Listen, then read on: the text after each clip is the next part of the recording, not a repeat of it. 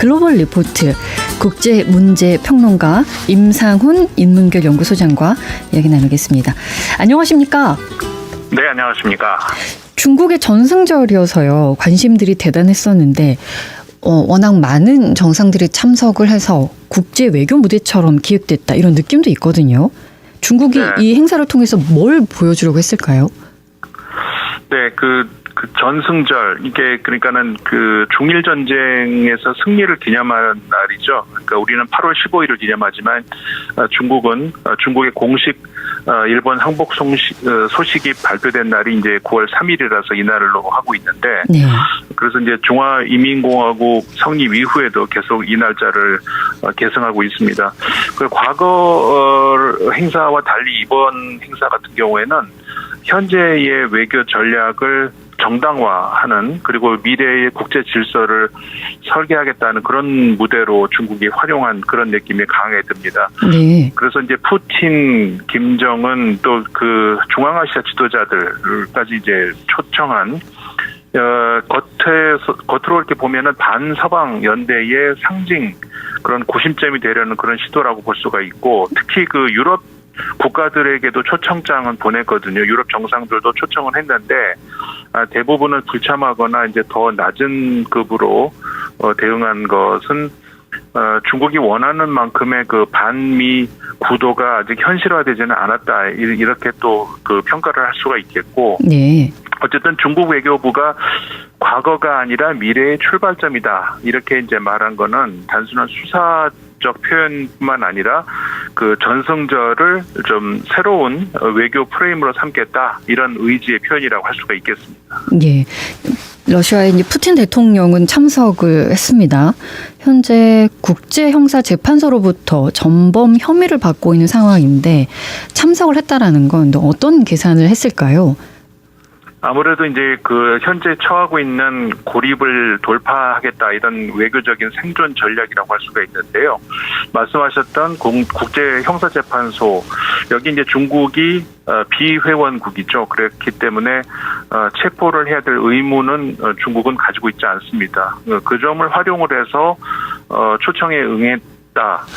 그래서 이제 그 장면을 통해서 러시아 국민들에게는 푸틴 대통령 자신이 국제사회에서 여전히 환대받는 존재라는 인식을 심어주려 했을 것이고요. 예. 그렇지만 그 연설에서는 과거의 희생, 그 영웅주의, 이런 것들만 강조를 했고, 중국이 바라던 그런 새로운 국제 질서라든가 공동 비전, 그러니까 중국과의 어떤 공동 그 보조를 하려는 어떤 언어, 이런 것들은 나오지 않았습니다. 그래서 중국과의 러시아 연대가 얼마나 실질적인가에 대해서는 아직은 그 좀 신중한 그런 판단을 해야 될 것 같습니다. 그렇군요.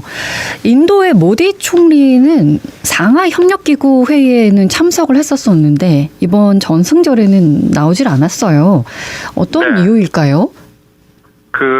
이게 그냥 결례냐, 뭐 이렇게 해석을 할 수도 있겠습니다만은, 결례보다는 이 지금까지의 인도의 전략하고 이제 크게 다르지 않다는 건데요. 그러니까는 중국이 주도하는 역사 해석, 그리고 어떤 그 전승절에 담겨 있는 서사 정치, 여기에는 좀 거리를 두겠다는 의도라고 할 수가 있겠습니다. 네. 그러니까는 그 전승절 불참도 이제 그런 연속선에서 봐야 되는데, 인도는 지금 그 나름대로 굉장한 그 국제 질서에서 새로운 역할을 하려는 어떤 그 거대한 그 정치적 그 외교적 프로젝트 가동 중인데, 그러니까는 다자기구에는 협력을 하지만 어떤 정체성 문제, 그다음에 서사 프레임까지 중국에 이제 포섭당하지는 않겠다, 이런 입장이고요. 네. 그래서 이제 앞으로도 그 인도는 미국도 중국도 러시아도 어디에도 어떤 종속되지 않는 전략적인 자율성을 유지하겠다는 그런 외교 기조를 분명히 보여준 그런 그 선택이었다. 그러니까는 부재하면서 자신의 존재감을 주겠다는 그런 역설적인 표현이라고 할 수가 있는 것이죠. 예, 알겠습니다. 북한의 김정은 위원장 전승절의 모습을 드러냈지만 별다른 공동 성명이나 발언은 없었습니다. 그래서 좀 조심스러운 태도를 보이는구나라는 생각이 드는데 북한의 이런 행보 저희 어떻게 분석하면 되겠습니까? 북한의 이번 전승절 참석에 이제 김정은 위원장이 국방위원장이 갔죠. 중국과의 관계를 상징적으로 드러내면서도 실제 협력에 있어서는 신중한 거리두기가 이제 병행됐다고 볼 수가 있는데요. 네.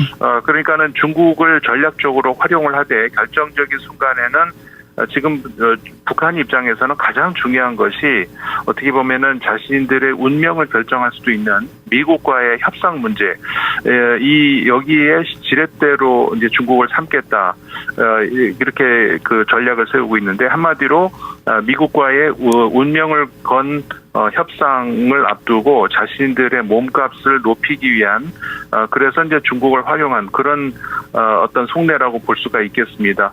그러니까는 미국을 향해서 우리는 중국과 가까워지고 있다, 이런 메시지를 전달을 하는 동시에 그렇다고 해서 중국과의 완전한 어떤 보조를 취하는 것은 아니다, 여지를 주는 것이죠. 그래서 이제 이런 전략은 당분간 한반도 정세에도 일정한 긴장을 불러올 가능성이 있습니다. 이게 북한의 전략인 것이죠. 네. 그러니까는 중국과의 유대를 외교 카드로 활용하면서 미국에 이제 일정한 긴장, 압박을 주고 그렇게 되면은 우리 한국 정부 역시 그 움직임을 예의주시할 수밖에 없는 구도가 이제 만들어질 텐데요. 그러니까는 이제 북한은 군사 도발 없이도 외교적인 긴장을 유발하면서 협상력을 높일 수 있는 그런 카드로 이번 전승절을 이용을 하겠다는 것이죠. 이제 그렇게 북한은 전략을 이번에 활용하는 것이다, 이렇게 봐야 될 것 같습니다. 미국과 협상을 중요시 여긴다라고 말씀을 하셨는데 북한이 어떤 내용의 협상을 말씀하실까요? 최근에 한미 정상회담이 열리지 않았습니까? 네. 근데 그 한미 정상회담에서도 이재명 대통령이 이제 분명하게 미국 측에 전달을 했듯이 한반도의 안정 그리고 평화 이런 것들을 위해서는 미국의 어떤 개입이 절대적이다, 그런 입장을 미국에도 전달을 했고, 네. 그래서 이제 미국 측에서 이제 트럼프 대통령도 북한 문제, 한반도 문제에 큰 관심을 보이고 있습니다. 그런데 우리가 잘 알다시피 트럼프 대통령 일기 시절에 북한과의 어떤 똑같이 당시에도 이제 김정은 위원장이었었죠. 그러니까 김정은 트럼프 관계에서 뭔가 큰 어떤 결과가 나올 듯 하다가 결국 막판에 이제 무산됐던 일 다들 이제 기억을 하고 계시는데, 북한 입장에서는 미국과의 관계 정상화가 앞으로 북한의 안위의 절대적인 그런 문제에 해당이 됩니다. 그러니까 네. 북한은 절대로 미국과 등을 질 생각이 없거든요. 자신들의 안보를 위해서. 네. 그리고 트럼프 대통령도 역시 국제 평화에 자신만큼 기여한 사람이 없다, 지금도 굳게 그렇게 믿고 있고, 따라서 북한 문제도 자신이 해결할 수 있다라고 생각을 하고 있기 때문에 이재명 대통령은 그 점을 이용한 것이었던 것이고요. 네. 그렇기 때문에 미국과 북한은 서로 간에 어떤 대화를 해야 될 어떤 공통적인 접점이 있다는 것이죠. 바로 이제 그 점을 말씀을 드린 겁니다. 네, 알겠습니다. 이 전승절을 두고 여러 전문가들이 외교의 새로운 흐름이 보였다, 이렇게 이제 평가도 하시던데 최근에 네. 국제 정세 어떻게 달라지고 있는 겁니까? 지금 외교는 이제 과거에 우리가 생각했던 것처럼 진영 그리고 이념, 가치 이런 것들을 설명이 되지 않습니다. 그러니까는 누가 우리 편이고 누가 적인지, 그리고 과거 같으면 우리의 우방의 우방은 또 나의 우방이고 적의 적은 나의 적이고 이제 이런 관계가 이제 무의미해진 겁니다. 네. 그러니까 누구와 접속되고 그 접속을 어떻게 유지하느냐.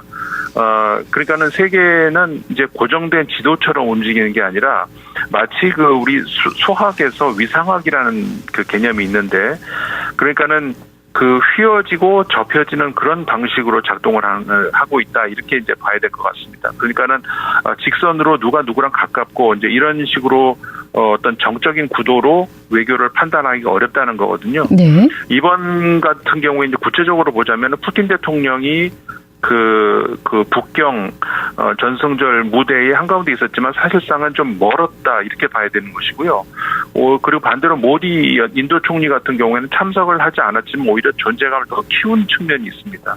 네. 그리고 김정은 위원장도 큰 어떤 발언을 한 것이 없는데 그럼에도 불구하고 미국과의 협상을 염두에 둔 강한 메시지를 던졌고 그러니까는 중국과 뭔가 이런 아까 말씀드렸던 세 나라가 어떤 공통된 목소리를 내는 것 같았지만은 사실은 서로의 생각이 모두 다른 데가 있는 그러니까는 이게 과거 우리가 생각했던 것처럼 북중러가 하나의 구도로 만들어졌다 이렇게 볼 수만 없다는 것이죠. 네.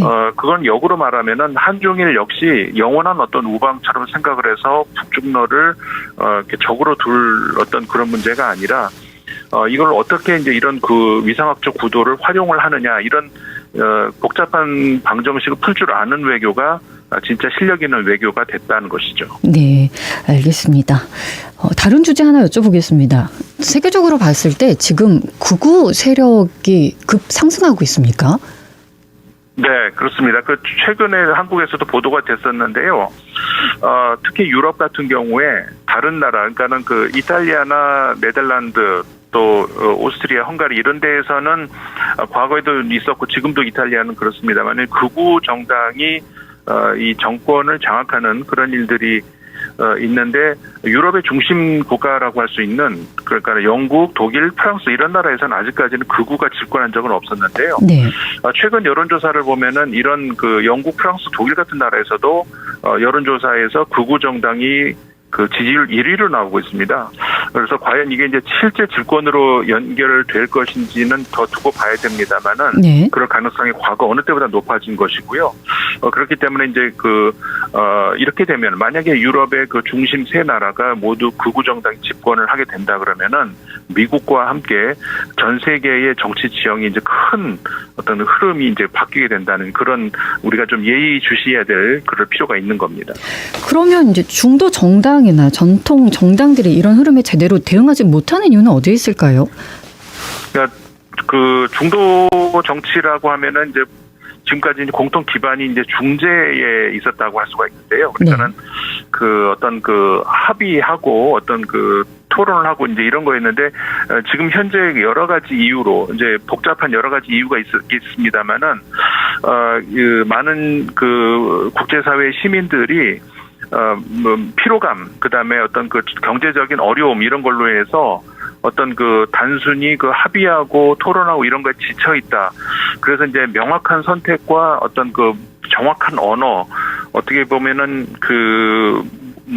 어떤 무엇이 적이고 무엇이 우리 편이고 이런 것들을 자꾸 요구하는 그런 성향이 강해졌습니다. 그러다 보니까 자극적인 언어로 정치를 하는 그런 극우 세력이 점점 국민들을 설득을 하고 있다는 것이거든요. 네.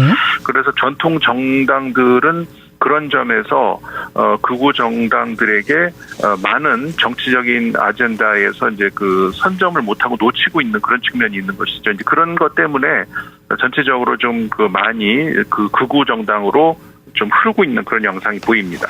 유럽 주요국에서 극우 정당의 지지가 급상승하는 흐름이 대러시아 전략이나 우크라이나 전략, 전쟁 그리고 전 세계 민주주의는 어떤 영향을 미칠 수 있을지 마무리로 좀 이야기 듣겠습니다. 네, 유럽에서 그러니까는 한 목소리가 지금 나오질 못하고 있거든요. 네. 특히 이제 극우 정당들 같은 경우에 러시아에 대해서 상대적으로 절대적인 건 아닙니다만 상대적으로 좀 호의적인 그런 목소리들이 나오면서 기존의 서방 유럽과 어떤 다른 결을 보이고 있습니다. 그러다 보니까는 대러시아 정책에서 이제 혼란 같은 것들이 오고 있고 전쟁이 길어지면서 지금 유럽에서는 지금까지의 전략과 완전히 달라져야 된다는 그런 목소리들이 많이 나오고 있습니다. 네. 어쨌든 그런 차원에서 이제 그런 문제들, 그다음에 전 세계 민주주의와 관련해서 민주주의의 그 권위주의, 그러니까 권위주의를 상대를 했을 때의 어떤 민주주의 이런 어떤 프레임이 굉장히 그 약화되고 있는 측면이 있거든요. 이렇게 되면서 민주주의 국가들의 결속력이 조금 느슨해지는 다소 이제 불안한 그런 양상으로 흐를 가능성이 있습니다. 네. 아까도 말씀드렸던 것처럼 지금의 미국과 또 그 맞물릴 경우에 미국도 상당히 정치적으로 불안정한 상황이라고 우리가 봐야 되거든요. 이제 네. 그렇게 되면은 글로벌 민주주의의 어떤 중심축이 이완되는 그런 결과로 나갈 수도 있다는 것이죠. 이제 좀 예의주시해봐야 될 것 같습니다. 예, 알겠습니다. 말씀 고맙습니다. 네, 고맙습니다. 국제문제평론가 임상훈 인문결연구소장과 함께했습니다. 언제 어디서나 내 손 안의 뉴스. 광주 MBC 뉴스 유튜브 구독으로 함께하세요.